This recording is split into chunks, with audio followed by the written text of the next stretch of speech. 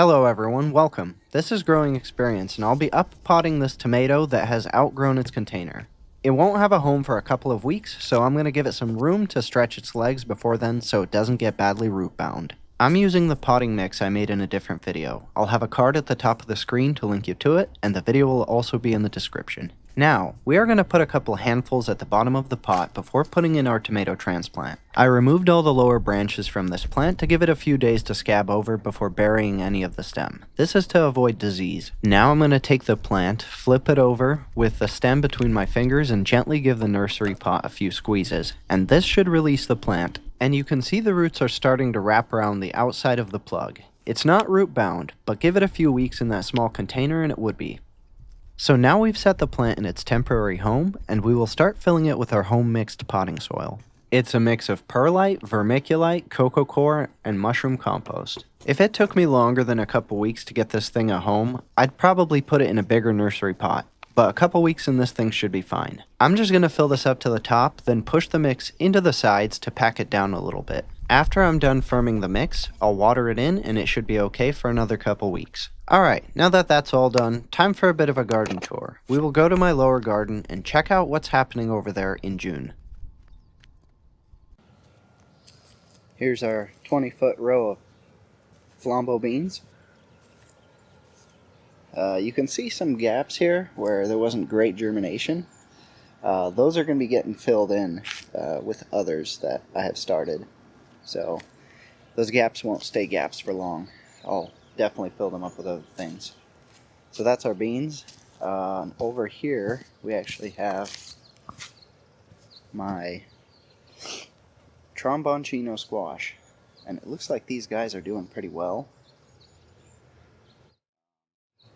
Here we have some Jerusalem artichoke, which I believe got dumped out from a pot from last season, and it seems to have rooted and taken off, and that was my last amount of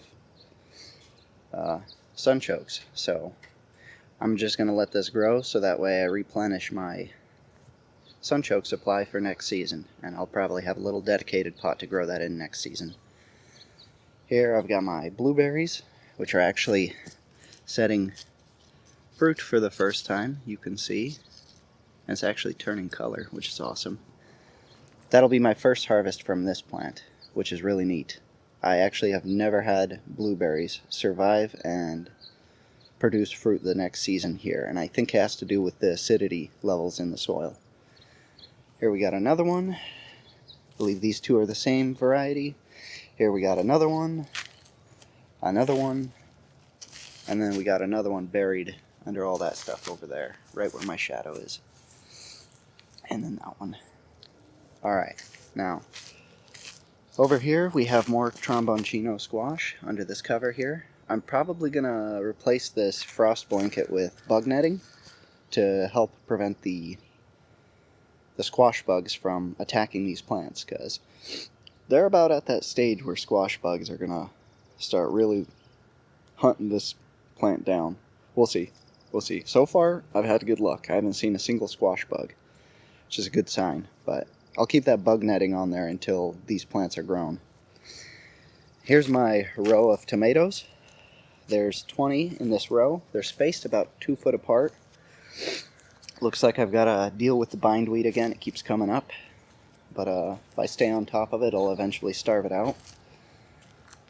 There's the 20 right there. And look who's come to visit, as always. Without fail, she loves the camera, doesn't she?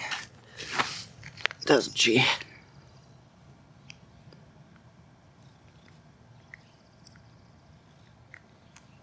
Good girl.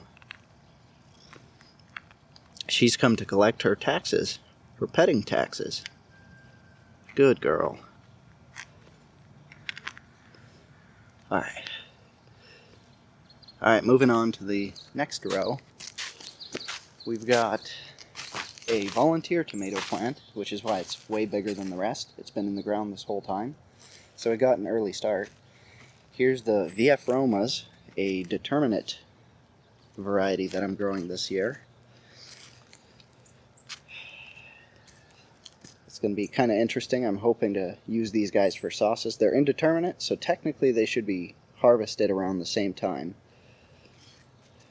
in kind of a batch. Here's our cucumbers that sat around in their containers for way too long because we had a few cold nights lingering. Well, she's just following us this whole way. But yeah, these guys just kind of lingered around in their containers for way too long, so they're really stressed out. But if I give them some fish feed here and give them a few days, they'll recover and bounce back really well.